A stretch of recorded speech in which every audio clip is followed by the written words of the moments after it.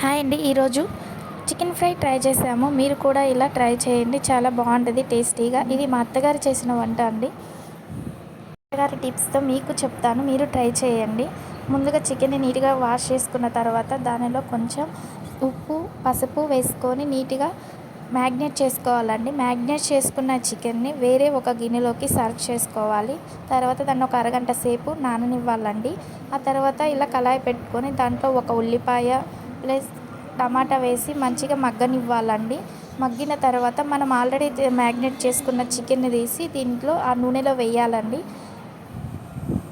నూనెలో వేసిన తర్వాత ఆ చికెన్ని మొత్తం నీట్గా కలుపుకోవాలండి. కలుపుకున్న తర్వాత దీంట్లో ఇప్పుడు వేసిన పేస్ట్ వచ్చేసి ఇది ఒక ఉల్లిపాయ, లవంగాలు, దాల్చిన చెక్క, కొబ్బరి, అల్లం, వెల్లిపాయలండి.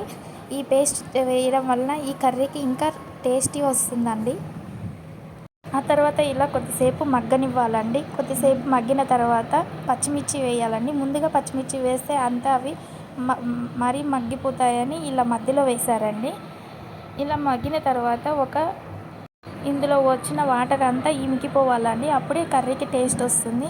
తర్వాత కొంచెం సరిపడా కారం వేసుకొని ఇలా మొత్తం ముక్కలకు పట్టేలాగా మొత్తం తిప్పుకోవాలండి. ఆ తర్వాత కొంచెం సాంబార్ పొడి అండ్ ధనియాల పొడి వేసుకొని లాస్ట్లో సర్వ్ చేసుకోవడమేనండి. నచ్చితే లైక్ చేయండి, షేర్ చేయండి. మా నాయనమ్మ